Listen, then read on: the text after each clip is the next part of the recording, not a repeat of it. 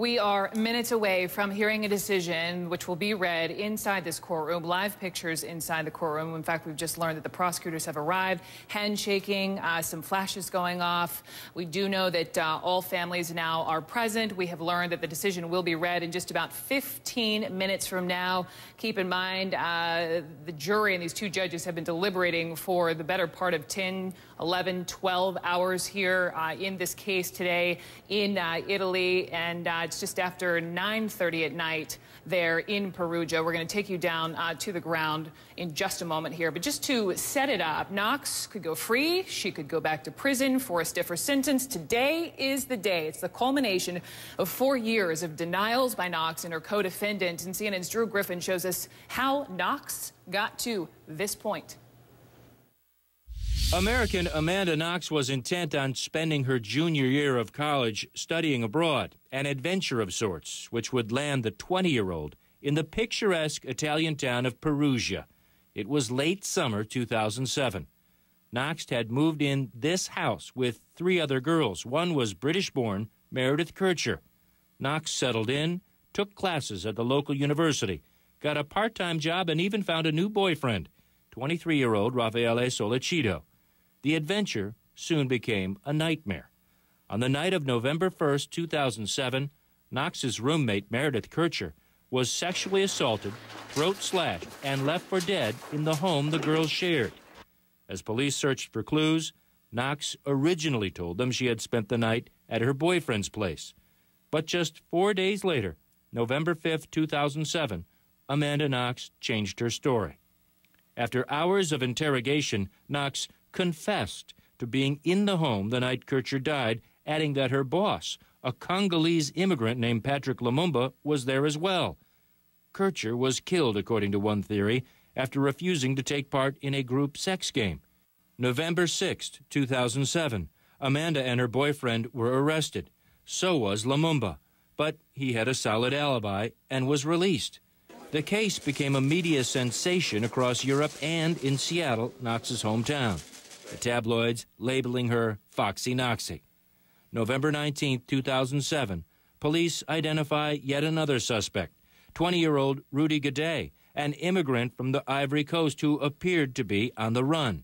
He was caught in Germany the next day. 1 month later, he was charged with Kircher's murder. October of 2008, Gaudet was found guilty, sentenced to 30 years. His lawyers would get it down to 16 years on appeal. He had claimed Amanda Knox and her former lover were with him, but their trial wouldn't begin until January 16, 2009. Throughout, both insisted they were innocent. The court didn't believe them. And on December 5, 2009, Knox and Raffaele Sollecito were convicted of killing and sexually assaulting Meredith Kircher. Knox got 26 years in prison, Sollecito slightly less. November 2010, Knox and Sollecito begin the long road to appeal, all the while remaining in jail and defiant. Drew Griffin, CNN. Let's go live now to Perugia to Becky Anderson, who is just outside the courtroom. And Becky, how much longer do they have to wait? When will this decision be read? Something like 10 minutes from now. We were expecting it just about now. We were told just about 30 minutes ago it would be some 15 minutes delayed. It will have to come soon, the decision on this appeal. Everybody is now in the room. As you rightly said, the prosecutors were the last to file in. There's been a constant stream of people going into the courthouse. And let me just show you where that is. It's right here, right behind me. There's been a constant stream of people going in over the last half hour or so. The Kircher family were the last to arrive before the prosecutors, the two prosecutors. I called out to Lyle Kircher, Meredith's brother, and lest we forget there is a victim in all of this. Meredith Kircher was brutally sexually assaulted and murdered at the beginning of November in 2007. When I called out to him and asked him how he felt, he just said nervous. And let me tell you, the family looked really, really emotional and very, very tired. Some people didn't expect the Kirchers to be in this courthouse today when this decision was handed down. It will be handed down, as I say, within the next few minutes.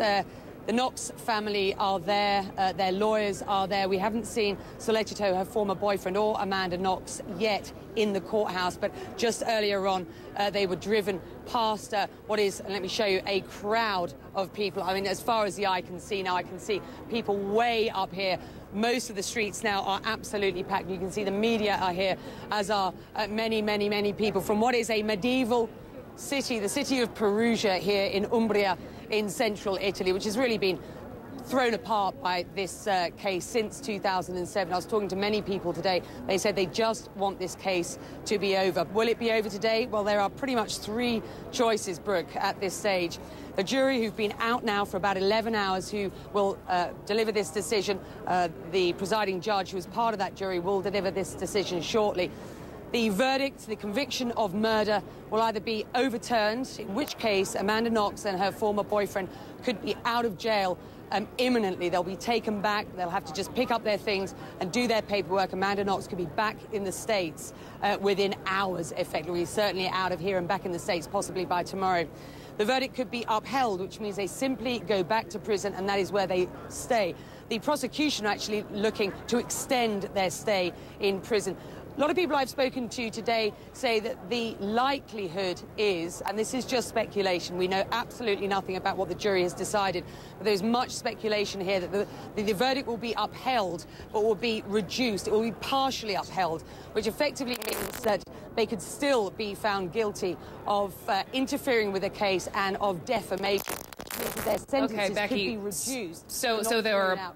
Forgive me for interrupting. So from what I'm hearing from you, there are multiple options here for these 6 jurors and the 2 judges. 4 minutes now, 4 minutes away from this when this decision should be read. Let's get a quick break in.